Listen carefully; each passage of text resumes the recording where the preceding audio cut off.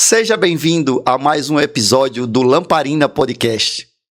Estamos retornando com os nossos episódios e hoje nós estamos com um convidado muito especial aqui para falar sobre a vida dele, sobre a infância, como tudo começou na vida cristã. Mas antes de apresentar ele, eu vou convidar a minha esposa, Emília, para que ela possa apresentar esse convidado. Mais um episódio do podcast da revista Lamparina. Como falou aqui meu esposo, estamos com um convidado especial, que é o pastor Norberto, da Igreja Assembleia de Deus, aqui de Aracaju. Ele é o vice-presidente da Igreja Assembleia de Deus aqui da capital. E vamos estar fazendo algumas perguntas a ele aqui, um pouquinho mais sobre a história dele. Ele que esse ano está sendo aí candidato a deputado estadual. É pré-candidato, né? Pré-candidato a deputado estadual, Pastor Norberto, seja bem-vindo aqui ao podcast. Muito bem. Olá, fala, povo de Deus. Feliz demais eu estou de poder estar aqui participando dessa edição do podcast da revista Lamparina. Dizer da satisfação, agradecer Gideão por esse espaço, agradecer Emília por esse espaço. Feliz de estar aqui dividindo essa bancada com vocês, ciente da importância que tem esse espaço, ciente da visibilidade que existe poder estar aqui participando dessa edição. Então, para mim, se constitui um privilégio. E você que está nos acompanhando, acompanhe conosco, que esse bate-papo vai ser legal. É isso. Então, vamos começar já a trazer as histórias, a história de Norberto. Quem é Norberto? Eu já li aqui na revista Lamparina, inclusive a matéria está na íntegra na revista Lamparina, e você já encontra a revista na livraria Escariz do Shopping Jardins. Em algumas igrejas a gente tem espalhado também. Então, se você quiser adquirir para ver essa matéria, ler nos detalhes, depois você procura adquirir essa revista. Eu já vi que o senhor é natural de Estância, mas morou muito tempo em Itabaianinha. Me conte aí como foi, com quantos anos você saiu de Estância para Itabaianinha. Fale um pouco da sua infância. Veja, na verdade, eu nasci em Estância. Certo. Eu nasci, então minha naturalidade é Estância por uma questão de nascimento na maternidade Amparo de Maria, Estância. Quase todo mundo daquela região nasceu no Amparo de Maria. E, na verdade, eu sou filho do povoado Sapé, de Itabaianinha, Sergipe. Algumas pessoas, inclusive, quando eu vou me apresentar, e elas começam a olhar para mim assim e dizem, você cresceu. Ela não conhece Itabaianinha, e Itabaianinha ficou conhecida dentre algumas opções, como, por exemplo, o polo têxtil, polo cerâmico, mas como também a cidade dos anões, né? Então, eu sou de Itabaianinha e não sou anão, né? A nossa cidade dos anões. Então, eu sou filho do povoado Sapé de Itabaianinha, onde eu cresci, passei a minha vida inteira, casei, constituí família, tudo em Itabaianinha, e depois eu saí de Itabaianinha em virtude da minha vida secular, do meu trabalho, o mundo corporativo acabou me levando para diversas cidades, inclusive fora do estado. Legal. Mas é esse período que você resumiu aí, que casou em Itabaianinha. Me conte, com quantos anos você conheceu a Cristo? É de berço evangélico ou não? Não é de berço, rapaz. Veja, eu vivi a minha infância, a minha adolescência toda no povoado Sapé. Inclusive, quando eu casei, eu residi no Sapé até a minha transferência do trabalho para Aracaju, né? Vindo para cá para exercer uma atividade profissional. Então, minha esposa e eu, inclusive, aproveitar esse espaço para deixar registrado isso, né?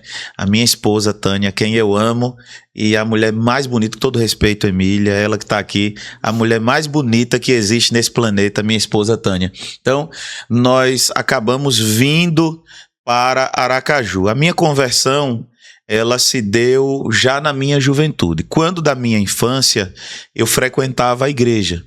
Eu participava das atividades da igreja, os seminários, a escola dominical, participava dos cultos, mas nessa fase de infância a gente é muito levado.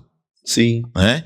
A gente tinha pessoas da nossa família que nos conduzia, levava, eu sempre interagi, participei das atividades da igreja, mas na minha adolescência eu passei um período fora fora dos caminhos do Senhor, fora da igreja. E quando, na minha juventude, ali nos 18 anos, eu voltei para Cristo, agora numa decisão própria, com uma clareza de entendimento de quem era Cristo, quem era eu, e realmente uma decisão consciente de servir ao Senhor. Então, já se vão aí pouco mais de 20 anos, quase 21 anos, que nós estamos servindo ao Senhor e fazendo aquilo que Ele quer para as nossas vidas. Pelo detalhe que ele deu aí já detectou que ele é assembleano, porque ele disse: eu participava das escolas dominical. Então, escola dominical é na Igreja Assembleia de Deus. Não, é escola bíblica, tem escola bíblica, mas escola dominical, esse termo... A pronúncia, né?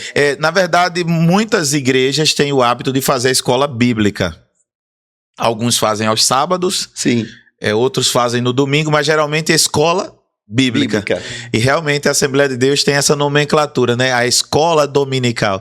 E é engraçado que isso é tão forte que tem lugares que, por exemplo, naquela comunidade tem feira aos domingos, feira livre. E a escola ser no sábado. E mesmo assim continua chamando escola dominical. Deveria escola bíblica sabadual, se quiser, mas é tão intrínseco isso, né, que fica realmente escola dominical. É uma marca da Igreja Assembleia de Deus. A Assembleia de Deus é a pioneira aqui no estado, né? Então, não. Na verdade, as igrejas mais antigas, elas são a presbiteriana e a batista. São ainda mais antigos do que a Assembleia. Ela teve uma ascensão assim na Assembleia de Deus maior. Eu lembro quando eu era da Batista, os nossos da escola bíblica, né, que era a escola dominical, era da Assembleia de Deus, né, CPAD. Isso, as revistas da CPAD. Na verdade, a Igreja Assembleia de Deus no Brasil, ela completou 115 anos. Aqui no estado de Sergipe, nós completamos 92 anos. 92 anos de existência. Mas a Igreja Batista aqui em Sergipe, ela já é mais de 100 anos, a presbiteriana mais de 100 anos. Então, a Igreja Assembleia de Deus, ela no Brasil tem 115 anos, mas os presbiterianos já estavam aqui quando os missionários assembleianos vieram, Daniel Berg e Gunnar Vingre. O bacana dessa diversidade de igrejas evangélicas é que cada uma tem o seu formato, o seu estilo, né? A Igreja Assembleia de Deus, ela veio com um formato mais pentecostal, e aí veio um pouco diferente daquelas igrejas mais tradicionais, como a presbiteriana que você citou, a batista. Então ela trouxe essa nova roupagem, né, do evangelho para o estado de Sergipe. E eu digo porque eu participei, eu fui durante muito tempo, eu fui apresentado que nós evangélicos a gente não batiza crianças. Uhum. A gente é apresentado no templo. E eu fui apresentado na Igreja Assembleia de Deus. Meus pais são da Igreja Assembleia de Deus, meu pai é presbítero da Assembleia de Deus. Então eu tive uma convivência durante minha infância e parte da juventude também na Assembleia de Deus. Então eu conheço um pouco do linguajar da Igreja Assembleia de Deus, da doutrina da Igreja Assembleia de Deus. E pra gente ouvir histórias da Igreja Assembleia de Deus é bem bacana. Eu vi que vocês fizeram um congresso de jovens e adolescentes recentemente, inclusive tem a matéria aqui na revista. Me conte um pouco como é organizar esse evento, como é que vocês conseguem, em um mundo tão cheio de entretenimento, de coisas novas, da modernidade do mundo digital, e vocês mesmo com tudo isso, vocês conseguem contagiar jovens e adolescentes a estarem nos caminhos do Senhor e reunir aquela multidão que vocês conseguiram reunir no SIC, né? Veja, nós sempre tivemos, e você com essa origem assembleiana, nós sempre tivemos os congressos nas cidades. Sim. Lá nos campos, como nós chamamos, né? E quando 2022 veio a ideia, vamos estadualizar o congresso, ou os congressos, e deixarmos a nível de cidades festividade, encontros. Então hoje nós temos encontros de jovens nas cidades, de adolescentes, encontros de mulheres, de homens, festividades, aniversários, departamento, mas nós, o congresso, nós estadualizamos eles. De início começou um pouco mais tímido. Eu lembro que o primeiro, em 2022, com os jovens, nós tivemos 6.000 6.500 jovens participando, Uma quantidade expressiva. né? Só 6.500 jovens. Foi jamais ainda um pouco tímido. Agora nós estamos com um dilema, tanto para o de mulheres como para o da juventude, porque o maior espaço que nós temos em Sergipe é o centro de convenções com estrutura, refrigerado, fechado, é o centro de convenções. E nós, o das mulheres, por exemplo, nós chegamos a ter 10.500 mulheres inscritas querendo participar do último agora. E de jovens têm uma situação, eles se inscrevem e vêm mesmo. Mulheres, E às chegam vezes, cedo. E chegam cedo. Mulheres, muitas vezes, elas se inscrevem, pegam a camisa e às vezes não vêm. Aí a gente fica mais tranquilo. Alguma eventualidade. Ou às vezes é só porque quer ter a camisa. Durante o ano. Ou às vezes existem mais imprevistos para as mulheres. É um filho, é um esposo. As demandas, Sim, As demandas das mulheres são grandes. E às vezes, por N motivos, acontece de chegar atrasado, não vir e tal. Jovens não, é um negócio incrível. Eles já esperam essa data já com Não, poder vir. a gente diz que vai abrir os portões às 15 horas, aí 10 da manhã eles estão nos portões lá cantando. Abre, abre. É um negócio incrível. Porque na Bíblia fala que a força da igreja A são força da jovens. igreja É. tá na juventude. Então, isso assim, mesmo. mas é uma alegria bacana. E nessa edição foi assim um negócio surreal, porque nós tivemos 6h30 de culto. Nós começamos às 16 horas e terminamos às 22h35. E se dependesse deles, ia até. Não, e quem tava lá foi um negócio interessante, porque às 22h30 a gente ia acabar, tivemos uma dinâmica, né? Ia acabar e eu disse, pessoal, vamos encerrar. E eles começaram o coro dentro do centro de convenções. Eu não vou embora. Eu não vou 10h35 da embora. noite. 10h35 da noite, eu disse. E aí tem gente que vem de Canidé, de Poço Redondo, de Poço Verde, de Gararu, Tomar de Jeru. Eu digo, vocês vão chegar em casa muito tarde. 2, 3 horas da manhã. Aí eles começavam a gritar, vigília, vigília, vigília. Eu não fui do ano passado agora, né? Desse ano, né?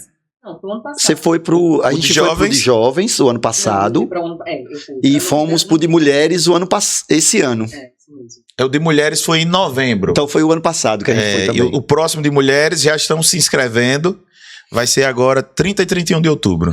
E o dos jovens foi o ano passado. Então. O dos Não, já jovens teve um agora em maio. um agora em maio, que é esse que está na revista. Esse daqui eu não fui, eu fui do ano passado. E assim, foi um trabalho muito bonito que vocês fizeram. Meu filho tinha 10 anos, 9, né? 9 para 10.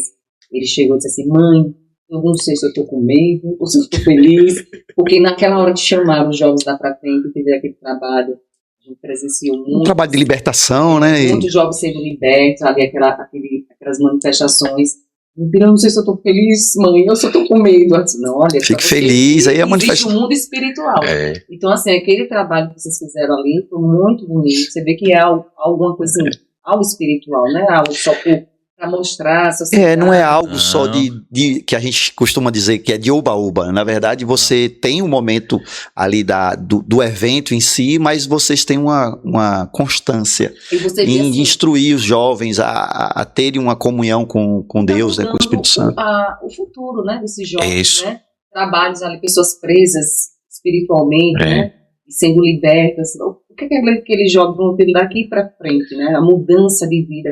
E esse do ano passado, que você refere, eu até arrepio, porque nós temos o hábito, principalmente o da juventude, de pedir ao jovem que adote um jovem não evangélico. Para trazer como convidado. Para trazer como convidado. Eu disse, adote mesmo. Você pega, reserva uma camisa para ele, leve a camisa, deixe ele já ir vestido, trajado do evento, para participar, para ele ser parte do evento. Sim, isso. Além desse trabalho de adotar um jovem não cristão, nós também destinamos algumas pulseiras, né, cerca de 300 pulseiras, para levar convidados também ali de última hora, que quer participar, não é evangélico. Isso é muito bacana. E nesse do ano passado foi interessante porque nós tivemos muitos, além daquilo que aconteceu no espaço, nós tivemos muitos, mas muitos relatos, pessoas na live, na transmissão, comentando que estavam vomitando câncer, que estavam sendo libertas. Eu lembro de uma mãe que ela testificava, o meu filho está sendo liberto agora. Ó, muito forte, lá do outro lado. Nesse agora, por exemplo, foram mais de 300 pessoas que entregaram sua vida para Jesus. Cerca de 200 no espaço e mais de 100 na live dizendo, eu quero Cristo, eu estou aceitando a Jesus. Então, algo muito forte da parte de Deus. Agora, existe um trabalho de preparação, não só dos voluntários, né? A parte física, nós temos um trabalho que começa de antes, no dia do evento, enquanto o evento está acontecendo, além de profissionais contratados, por exemplo, nós contratamos suporte de vigilância, sim, nós contratamos os bombeiros civis, nós temos uma estrutura médica que fica ali, tem um posto médico montado, essa linha de prioridade com o SAMU para alguma necessidade. Mas nós temos, além de toda a estrutura contratada, nós temos quase 400 voluntários que estão naquele momento trabalhando. Desde os que estão atentos a qualquer coisa que possa acontecer. Estacionamento, praça de alimentação, segurança, acolhimento, enfim, são suporte de palco, banheiros, são quase 400 pessoas que estão trabalhando, estão envolvidas ali, e é interessante, eu lembro que a última vez eu aqui no rádio, e um monte de demanda, né, tem isso aqui, teve uma hora que eu tirei aqui do ouvido, que é muita coisa que acontece ao mesmo tempo, mas graças a Deus o nome do Senhor tem sido glorificado. Sim. E é um trabalho só voltado para a Igreja Assembleia de Deus, claro que pode levar pessoas, mas é específico para a igreja de vocês. Na verdade, a gente tem uma dificuldade de abrir por uma questão de espaço. Infelizmente, o nosso estado, ele é pequeno, sim, né? Então, para as proporções de Sergipe, o Centro de Convenções já é um espaço amplo, né? Sim. Mas que já começa a ficar pequeno, não só para evento da Assembleia de Deus, mas eu acredito que outros eventos, outros tipos de ações que possam acontecer no nosso estado já começa a realmente ficar pequeno. Acho que está na hora de pensar em um espaço mais amplo, né? Quem sabe Batistão, né? Batistão a gente pensa para o centenário. Sim. Para o centenário. Que aí, já está próximo. Aí a gente... Tem 94 que você falou? 92 anos. 92. Fazendo 93, falta 7 anos. Mas aí a gente traz jovens, traz homens, traz mulheres. Família completa. Com família completa, aí precisa de um espaço mais amplo. Pastor, eu vejo assim, o senhor falando, né? Eu vejo a sua intensidade nessa questão do serviço, né? Da igreja. Quando foi que isso despertou na sua vida, esse serviço? Você fala, servir, vamos servir, porque quando vim para Aracaju, aí eu tive a vontade de estar servindo. Já com idade adulta, né? Como foi que isso foi despertado no Senhor, na sua vida? Veja, o servir é algo que é intrínseco em mim. O servir. É muito interessante isso, porque eu tive a oportunidade de ocupar diversos cargos em áreas diversas de liderança, de gestão. E muitas vezes, quando você ocupa cargos de gestão, de liderança, se você não tiver cuidado, há uma tendência de você se habituar a ser servido. E eu sempre tive uma cautela muito grande com isso, né? Eu sempre busquei uma postura de servir as pessoas. Para tudo na minha vida, eu sempre tive uma ideia de que as pessoas é que são as peças, né? Ou as pessoas é a força motriz para o êxito em qualquer área da sua vida. Sim. Então, quando você é líder de um time e o time sente que você tem uma preocupação pela pessoa deles, uma liderança servidora. Inclusive, assim, pontuar para vocês, eu comecei a rascunhar um livro acerca disso. A importância da liderança servidora, a liderança que serve. e o sucesso com a vivência prática do êxito que eu tive em diversas áreas da minha vida, com uma liderança servidora. Uma liderança que serve o time, que serve as pessoas, que serve a sociedade e permite com que você colha bons frutos. No que se diz respeito ao evangelho, que diz respeito às coisas de Deus, como eu sempre fui muito disposto ao servir, e aí quando você começa a fazer parte da igreja e você tem alguém com um coração voluntário, com um desejo pelo servir, a tendência é você ser absorvido para funções, para ministérios, Sim.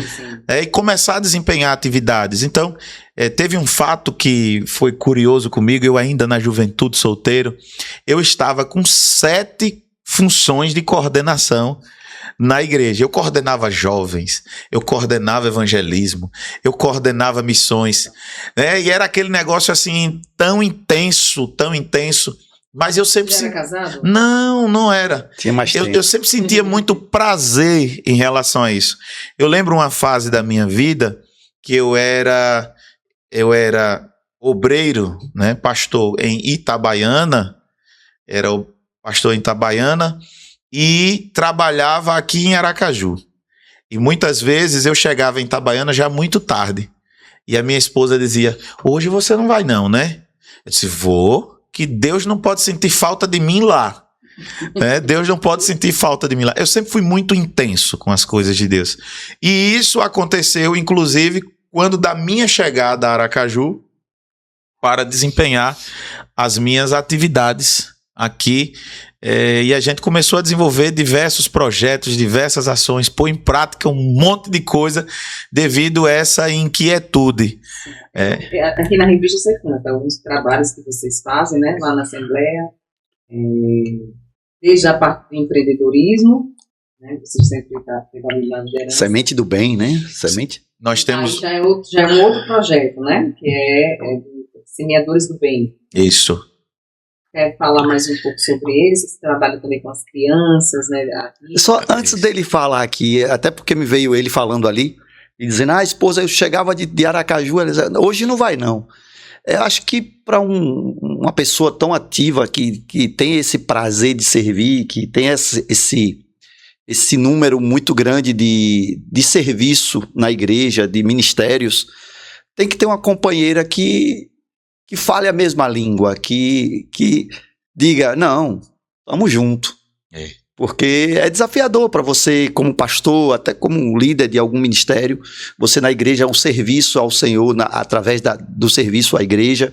Se você não tiver um companheiro, uma companheira que lhe jogue para cima, vá, é isso mesmo, você está certo, eu acho que acaba complicando. Sua esposa, dá para perceber que ela está com você aí, né, nesses desafios. Na verdade, você falando aí, às vezes até eu quero me emocionar, né? Porque a gente teve a oportunidade de viver muita coisa. A gente viveu muita coisa. E eu sempre fui uma pessoa que me permiti viver os desafios que Deus trouxe para mim. Transferências de cidades, transferências de estado, resolver dificuldades em agências que fomos enviados para estar. Eu sempre me permiti. Eu sempre me permiti ser mudado de igreja, ser mudado de função, de atividade, novas funções no trabalho, no mundo corporativo, eu sempre me permiti. E a minha esposa, ela pagou um preço por isso, em algumas situações. Eu lembro de uma transferência que eu tive, foi de Itabaiana para Recife. E a minha esposa, mais uma vez, estava com o seu empreendimento funcionando, já tinha recuperado sua clientela, que tinha perdido de uma outra cidade que a gente veio. Chega a mudar tudo de novo. Tudo estruturado. E ela embarcou nessa aventura comigo. Na verdade, eu costumo dizer que a minha esposa é a prova de que Deus me ama, né? Ela é a prova viva que Deus me ama. Não tem como não ser o amor de Deus ter preparado uma pessoa tão especial para mim. Então, todas as vezes que eu olho para ela, eu tenho a convicção personificada nela do amor de Deus na minha vida. Uma companheira fiel, que sempre embarcou em todas as aventuras comigo, nunca reclamou, e sempre foi um ombro amigo quando precisou, sempre foi colo quando precisou, sempre foi incentivo, quando também foi a pessoa que chamou a atenção, puxou a orelha quando precisou. Então, realmente uma parceira de vida. Eu costumo dizer que mais de metade do que eu sou é ela. Mais de metade do que eu sou é ela. Você reconhece. Mais de metade do que eu sou é ela. E sabe o que é mais interessante? É que ela é isso tudo. Qual o nome dela? Tânia. Tânia. Ela é isso tudo e não faz questão, às vezes, de aparecer. Geralmente é assim, né? Não faz questão de mostrar, ó, tá vendo tudo isso aí? Sou eu. Né? Então, realmente é algo muito forte. Muito forte. Algo de Deus. É que geralmente, quando a mulher sábia, ela entende que se o marido está numa posição de destaque, numa posição de honra, a família toda é honrada. Então, ela acaba reconhecendo isso. Mas a igreja, né, em si, reconhece, né, também esse trabalho, né, dos voluntários, como é que o senhor se sente confortável, o senhor se sente seguro. Em relação a esses trabalhos, veja. Em relação ao seu futuro, com a igreja, porque a gente sabe que é um trabalho voluntário, né? Isso. É um trabalho que a qualquer momento pode ser, pastor Norberto, não precisamos mais de você, você vai agora para um povoado da... E é uma renúncia não só sua, como da sua esposa, como da sua família, né? Você abre mão de essa transição, de negócios, né? Talvez de coisas que possam financeiramente lhe dar um futuro. E emocionalmente, até para a criança que está num local, numa escola, chega, volta para cá, chega, volta para cá. Ele, assim, meu esposo, eu conheço ele diz, ele é o caçula, e diz assim, só eu lembro da minha família, meus pais se mudaram 55 vezes, ele é o caçula. Imagine. Eu nasci, me criei na mesma rua, só saí dali para casar, e eu fico, nossa, como é que vocês conseguem? Às vezes eu paro assim, uma facilidade de transição, nossa, como é que vocês conseguem? Não tem apego ao lugar, né? Não tem apego a nada, ninguém a lugar. Até é bom, né, por um lado, mas também tem essa questão do emocional. Eu odeio, eu sempre fui bom de mudança de rotina, de função, de localidade de trabalho, mas eu odeio a mudança, aquela mudança que você põe os móveis, que você desmonta. A mudança mesmo. A mudança. Assim, essa daí... Do trabalho operacional. Eu tenho uma raiva disso. Se eu pudesse, eu mudava assim. Eu tô indo pra uma mobiliada, deixei a mobiliada e tá tudo certo. Mas o emocional, gestão assim... É tranquilo. Pra mim, essa gestão da emoção, ela é tranquila. Eu tenho uma ideia. O seguinte, veja.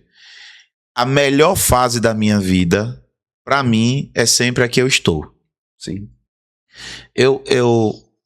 Isso, às vezes, pode ser ruim, porque você pode deixar coisas no passado que talvez devesse trazer para o presente. Mas eu vivo tão intenso o presente. O hoje, né? O hoje. Então, assim, para mim, a melhor fase da vida da minha filha é a que ela está. Como era a que ela estava e como era a que passou. Então, assim, eu percebo, por exemplo, tem alguns pais que olham para os filhos e dizem assim, que saudade eu tenho de quando ele tinha tanto tempo. Eu olho para essa fase sempre com a ideia seguinte, era muito legal, mas agora é bom. Agora é bom também, sabe? Então eu procuro aproveitar ao máximo o presente. Então, quando eu entendo que a melhor fase da minha vida é a que eu estou vivendo, eu entendo que a gente evita traumas, evita excesso de passado, frustrações, o excesso de futuro, sabe? Eu sempre fui muito intenso. Então, assim, eu fui muito feliz nos lugares que eu passei trabalhando.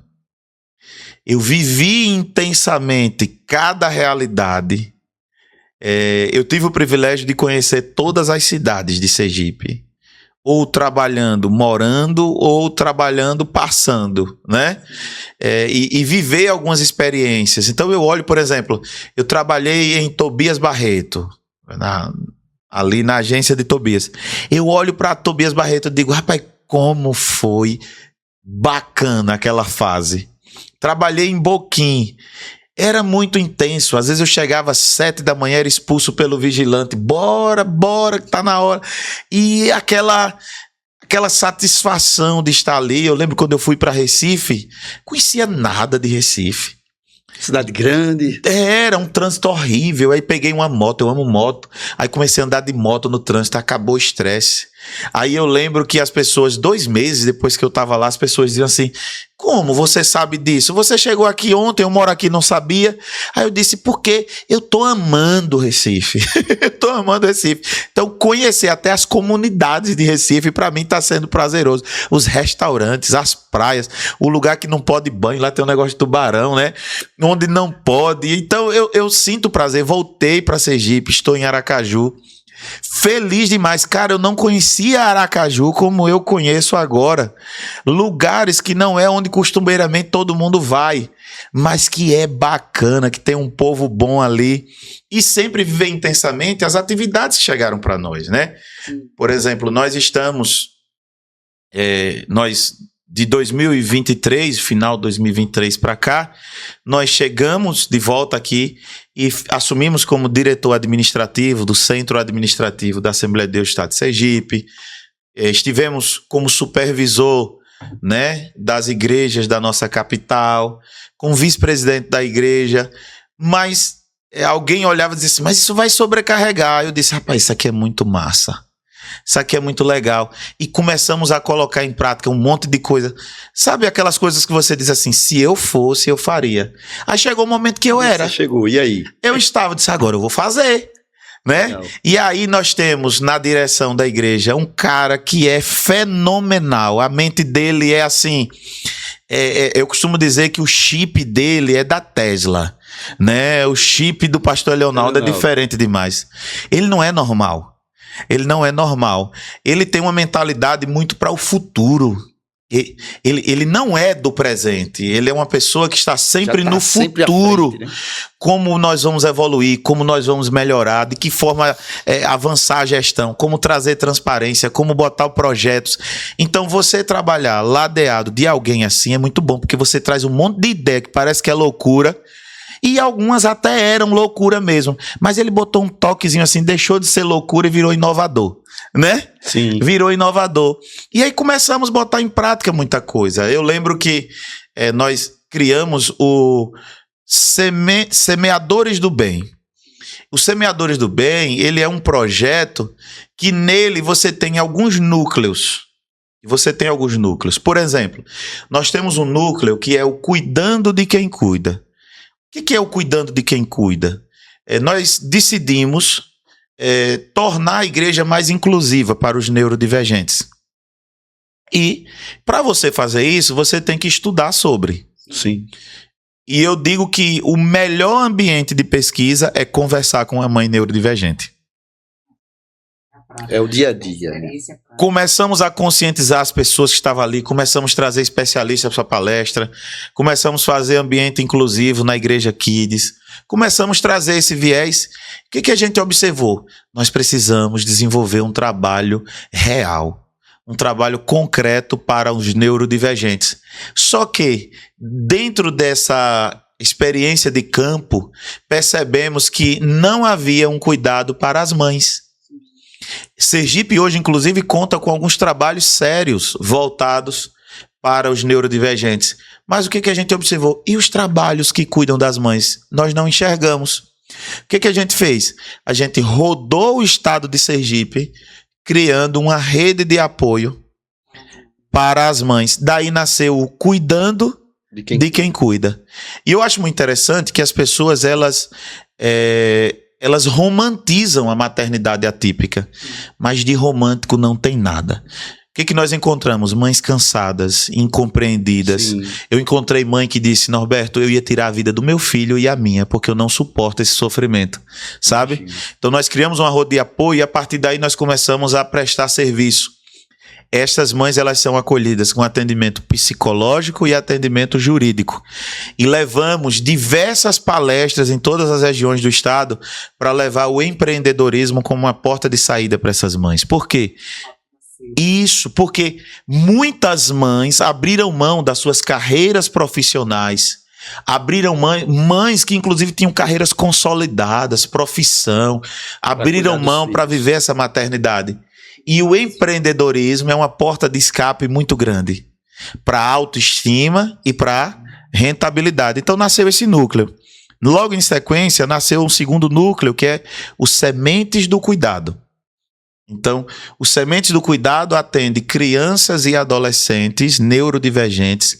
Nós temos hoje 23 profissionais voluntários das mais diversas áreas que atendem a neurodivergência: psicólogo, psiquiatra, fisioterapeutas, terapeuta ocupacional, fonoaudiólogas, e que dão esse atendimento. Hoje nós temos 304 crianças e adolescentes acolhidos. E o que é interessante? Eu percebo no time uma certa frustração deles. A gente queria acolher mais.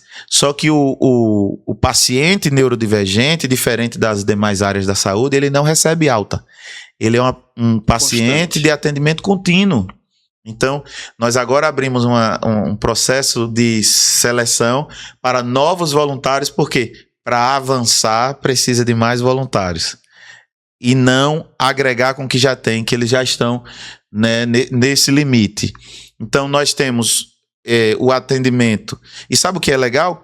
É que a grande maioria, quase todos dessas crianças e adolescentes não são evangélicos. Né? Então, um serviço para a sociedade como um todo, realmente. Então, essa é uma pauta muito interessante.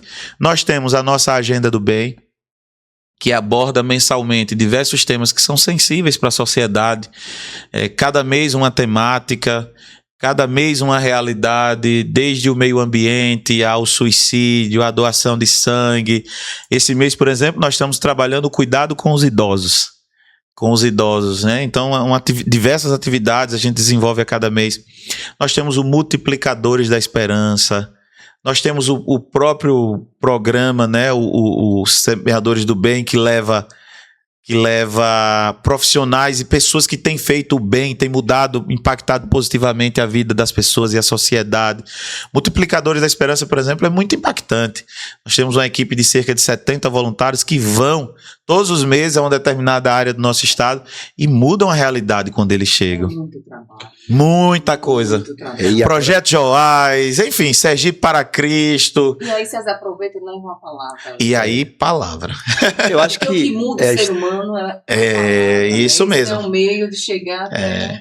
Mas é interessante que a sociedade entenda isso, porque a gente que está de fora, que não faz parte desse núcleo de pessoas ali da Igreja Assembleia de Deus, a gente não tem noção do que é desenvolvido, o que tem acontecido de projetos sociais como esse. A gente pensa, não, a igreja se reúne só para cantar, orar, fazer a parte espiritual em si, mas não, tem esse leque de programas sociais para poder ajudar a sociedade. Agora... E é bacana quando você disse que a maioria dos que são atendidos, não, eles só são atendidos porque são filhos de pessoas da nossa igreja. Não, pelo contrário, são pessoas que nem são evangélicos. Eu acho que esse amor, essa vontade por servir ao próximo tem um peso muito grande. Tem um item, por exemplo, hoje, numa realidade, os prefeitos fazem leilão por terapeuta ocupacional. Não sei se vocês sabem. Há uma escassez por terapeutas ocupacionais. Não sabe. Inclusive, no estado de Sergipe, nós temos uma turma apenas se formando na Universidade Federal em Lagarto. Já está existindo uns cursos técnicos, né? Mas graduação... Graduação é a primeira turma. Nós estamos com essa turma. Os prefeitos brigam. Nós temos 3 no projeto.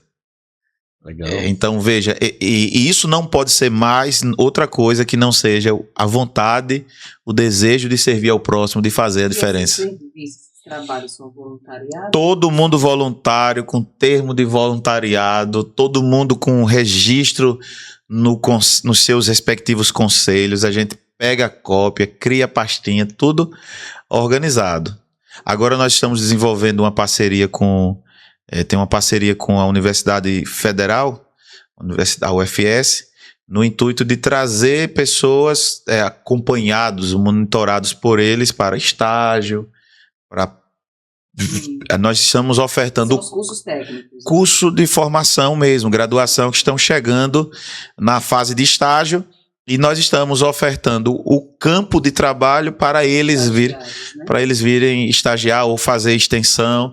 E aí a gente aumenta o atendimento para o projeto e eles têm um campo de atuação para viver a prática da realidade, da necessidade. E isso requer estrutura, né? Estrutura financeira. A igreja, por mais que tenha a sua estrutura ali junto com esses voluntários, a parte financeira também ajudar, mas seria muito mais interessante se tivesse outras formas de ter a amplitude desses projetos. Isso é possível. Isso é possível através da atuação do poder público, porque inclusive de forma legal, jurídica, você pode fazer parcerias com o poder público, principalmente quando você tem a instituição séria. Sim. Nós temos, por exemplo, o nosso braço social, a instituição que cuida do social, ela é uma instituição de mais de 80 anos, com todos os registros, com todos os selos, com todas as documentações necessárias, e que é uma possibilidade de firmar parcerias para que você possa, o poder público, se utilizar da estrutura que nós temos, que é uma estrutura boa, sim, por sinal, de consultórios, por exemplo, nós estamos com um consultório parado agora, que a gente está por uma questão de certidões, um contrato com a equipe de lixo e tal, que é o nosso consultório odontológico, que esses dias já temos a voluntária que vai dar lá o seu atendimento. Ela teve lá, ela disse, meu Deus, se o meu consultório tivesse essa estrutura. Então, de fato, a estrutura existe. O campo de atuação existe. Então, o poder público ele pode celebrar essa parceria, aproveitar dessa estrutura, trazer a mão de obra que às vezes a gente não tem, sim, e a gente fazer mais e melhor para a sociedade. Vocês, como igreja, sentem essa dificuldade desse olhar do poder público, da sociedade para dentro dos trabalhos que a igreja faz, né? Porque às vezes olha para a igreja e só vê aquela parte espiritual. Isso. Mas não tem esse conhecimento do trabalho Eu vou completar. Eu acho que o poder público, eles podem até ter o conhecimento, mas você acha que é necessário? Porque quando se trata de política no nosso país, infelizmente, existe aqueles que apoiam o nosso agrupamento, estão conosco, a igreja tal apoia aqui ou ali, e aí dificulta, eu imagino que dificulta um certo trabalho da igreja por conta dessa falta de apoio, ou é necessário ter representantes da própria igreja no meio político para poder... Veja, isso é uma opinião de cunho pessoal, certo. Eu lembro de quando a emissora libera para fazer um programa independente, aí já começa lá, né? Todos os assuntos e opiniões emitidas aqui é de responsabilidade dos seus idealizadores, né? Então, essa é uma opinião que não é da revista Lamparina, mas é uma opinião minha, né? De cunho pessoal. Eu percebo que há uma ação orquestrada a nível de Brasil de excluir o povo cristão dos ambientes de debate. Sim. A gente vê isso, inclusive, na política. Nós, em Sergipe, temos quase 500 mil de evangélicos. Quase 500 mil de evangélicos. 24 deputados estaduais. Nenhum evangélico. Não dá para achar que não há uma ação orquestrada sobre isso. Diversas coisas que vai acontecendo, é sutil. Agora eu fiquei horrorizado de ver numa reunião de conselheiros, não sei se vocês viram esse vídeo, que a promotora fez aquela reclamação toda, porque se fizesse uma oração... Oração levanta. Desde quando fazer uma oração é crime? Né? Então, nos conselhos, você percebe em órgãos diretivos. Então, eu acho, e é uma opinião minha, o povo cristão precisa se levantar com autoridade. Perceber que há necessidade de ocuparmos espaços, né? De sermos vozes em todos os ambientes. Os ambientes de debate, os ambientes de construção de ideia, precisa sim ter a contribuição de uma voz cristã. O debate, para ser originário, para ser amplo, para ser verdadeiro, ele precisa dessa diversidade de ideias. E o cristão, ele é um cidadão. E como cidadão, ele deve sim ter o direito de opinar e ajudar na construção das políticas públicas. Perfeito. E é isso.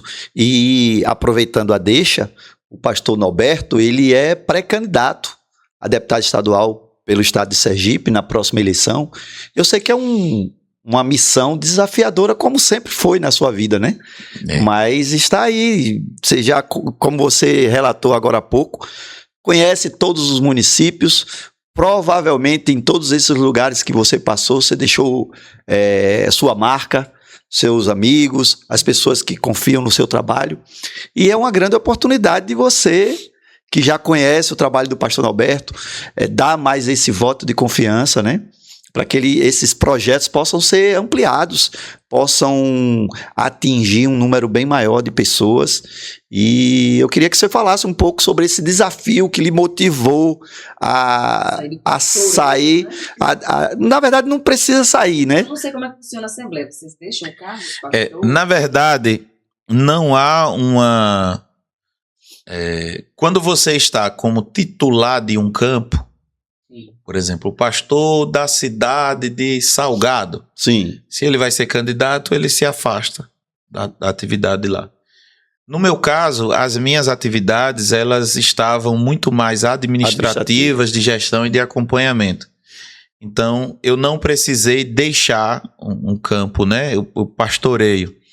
Mas, inclusive juridicamente falando, não havia impedimento, eu poderia continuar, mas eu tomei a decisão de me descompatibilizar, para dar um exemplo, sim, né? Sim. E para poder me dedicar a essas atividades de pré-campanha. Nós estamos agora em pré-campanha, esse é o mês em que se faz as convenções, tendo o nome homologado, vamos solicitar registro de candidatura e aí futuramente, com a vontade de Deus, ser candidato e colocar aí à disposição do povo. Como é que a política chegou na minha vida? Tem um ditado que diz assim, na terra de onde eu venho. Aquele menino parece que tem uma sina para isso. Já ouviu isso? Sim. Né?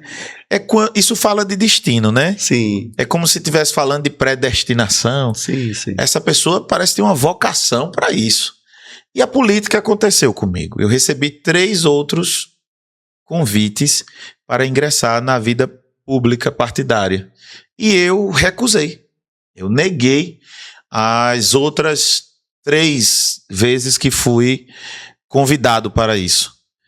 E aí alguém pergunta, mas e por que você aceitou dessa vez? Primeiro que não era uma vontade minha. Não era um desejo, eu nunca planejei. Um dia eu vou ser um político, nunca fez. Qual a diferença dos outros convites para esse de agora? Os outros convites, eles vieram em um viés totalmente político. Você tem perfil, a sua forma de ser, sua figura popular, e vai ser fácil de pedir voto para você e tal. Ser político por ser político. Dessa vez, não. Um grupo de pessoas se reúne e diz assim, é preciso que a gente ponha em prática um projeto. E você tem o perfil ideal para encabeçar esse projeto. Um projeto voltado para os menos favorecidos, voltados para o social, para a causa neurodivergente, a defesa dos princípios e valores cristãos, enfim. E a vivência que você tem a nível de conhecimento do que é Sergipe. Então, se nós precisarmos debater o que é a região do sertão, as necessidades, o que é que se precisa. Você conhece. O extremo sul, suas realidades, o que impacta economicamente a região, qual é a economia local, qual a cultura. A gente consegue debater. E a experiência de vida do mundo corporativo, que a gente podia levar para lá. E quando me trouxeram essa visão, e eu ainda perguntei, certo, por que eu? Ele disse, não, primeira coisa, tem que ser você porque você não quer. Porque geralmente existe... legal. Geralmente existe um projeto de alguém e a gente apoia. E agora a gente não quer apoiar um projeto de alguém. A gente quer um projeto para um povo e precisa de alguém que encabece isso. Então, como você não quer, você não vai ter a vaidade de achar que é seu. Só para poder o público entender melhor. Esse grupo que se reuniu e disse isso é a sua igreja. Isso. A liderança da sua igreja, seu presidente, seus pastores. O povo lá, conselho, enfim. Certo. Então, é para o povo. Então, se é para o povo... A vaidade é terrível. Se é para o povo, tem que ser alguém que não queria. Sim. Que é para saber que não é dele. É algo para o povo. E eu fui para casa com aquilo. Eu disse, me dê um tempo para pensar. Fui para casa, conversei com minha esposa. Aí quando eu falei com ela, ela disse, e você disse não? Aí eu disse, dessa vez eu não disse não. Eu falei que ele pedia. Ela ficou rindo. Pediu o quê? Ficou rindo. Então conversamos, chegamos num consenso e aceitamos esse desafio. E começamos a andar o estado de Sergipe. Conversar com as pessoas, sentir a realidade. E tem muito para fazer por esse estado. Pastor, assim, eu penso aí que o senhor fala. Como pastor, visão espiritual, a recompensa na parte do Senhor. Porque às vezes a gente está de fora, olha assim, meu Deus do céu. É só do céu. Então, conte aí, o que o senhor já recebeu? Tem alguma experiência? Sabe o que é mais interessante? A primeira coisa, assim, que é. Isso é. Olha para um ser humano, a gente para logo, desiste, deixa eu parar. Isso é muito da minha vida, sabe? É um testemunho de cunho pessoal. Quanto mais eu me dediquei às coisas de Deus, mais próspero e abençoado eu fui em todas as outras áreas da minha vida. Legal. Isso é uma experiência pessoal. Pessoal, eu vou citar um exemplo para vocês. Em Itabaiana, eu estava como vice-presidente da igreja em Itabaiana. Eu estava responsável por uma das igrejas que existe lá e responsável por uma região, uma área lá com 5 congregações, igrejas. E eu era, no meu trabalho, que a minha base passou a ser em Aracaju, responsável por metade do estado até as primeiras cidades da Bahia. Eu tinha 13 agências sobre a minha responsabilidade como coordenador regional. Agência bancária. Isso. E aí, o que é que acontece? Veja que situação. E no meio de tudo isso, eu comecei a implantar projetos sociais nessa área em que eu estava responsável lá. Construímos 2 igrejas, evangelizamos bem muito. Nós colocamos projetos sociais em prática. Por exemplo, tem um dos projetos que a gente colocou em prática que foi um projeto de alfabetização. Eu comecei a perceber que no contexto em que a gente estava ali, nós tínhamos muitas pessoas que não sabiam ler. E nós conversamos com as pessoas que eram professoras ali e que faziam parte da igreja, e elas toparam o desafio e iniciamos um projeto. Né? A alegria do saber. E eles começaram a alfabetizar. E foi muito interessante que na minha despedida de Itabaiana, quando eu saí de lá, eles fizeram sem a minha ciência, eles fizeram a formatura da primeira turma. Legal. E aí, o orador da noite foi um senhor de mais de 80 anos que não sabia fazer um O. E agora ele estava lendo a Bíblia, foi o orador da noite. Bacana. Uma senhorinha de mais de 70 anos, ela disse, o meu sonho era ler para eu ler a Bíblia. E agora eu leio. Então, assim, muito impactante. E esse projeto foi absorvido pelo município. E hoje as pessoas, elas são alfabetizadas lá e já reconhecidas pelo MEC. Massa. Né? Reconhecidas pelo MEC. Então, eu sempre fui muito imperativo quanto a isso. E aí, do lado de cá, esse deslocamento. Às vezes eu estava aqui, às vezes eu estava em Tobias, às vezes eu estava em Estância, às vezes eu estava... Mas eu nunca deixei o outro lado. E qual foi a recompensa que eu recebi? No mundo espiritual, falando, eu fui promovido, né? A igreja.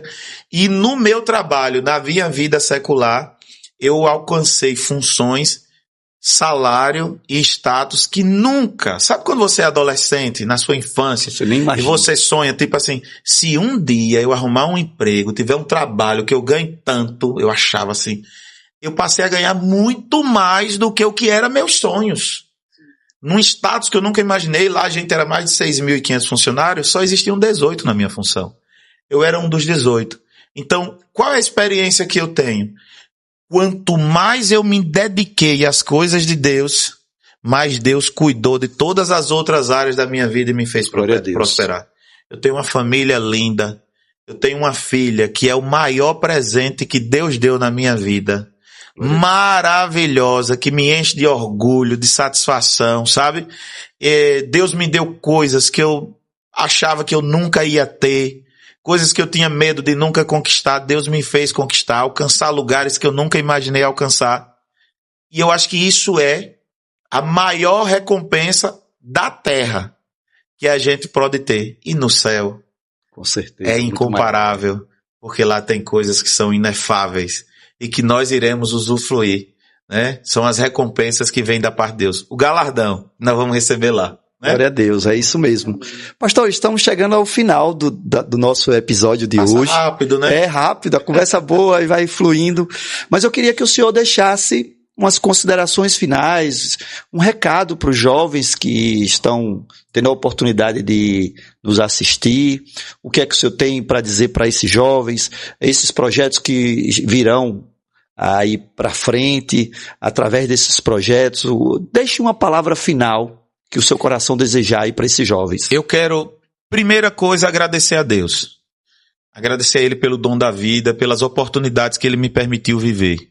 E através dele, chegamos até vocês, a qual eu quero também trazer esse agradecimento. Muito obrigado por esse espaço, né, por essa oportunidade de estarmos aqui, por esse bate-papo legal, por permitir que as pessoas conheçam um pouco mais de quem é Norberto, de onde veio, o que é que ele fez, né? Sim. E para os jovens, eu tenho sempre uma frase, um incentivo que eu tenho sempre dito. Jovens, sejam protagonistas das suas histórias.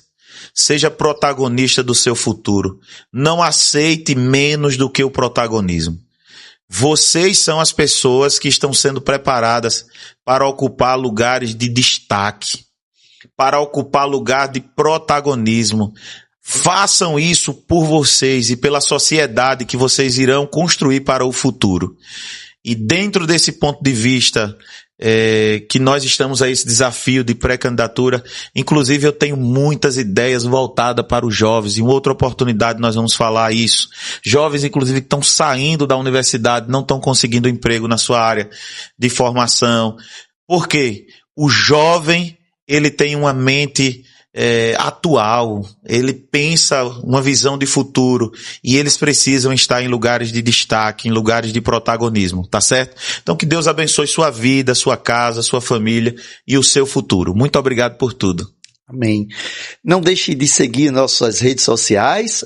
No Instagram tá como Revista Lamparina. Temos o nosso canal no YouTube também, Revista Lamparina. Esse episódio vai estar já disponível para vocês aí. Que Deus abençoe a sua vida e até o próximo episódio do Lamparina Podcast.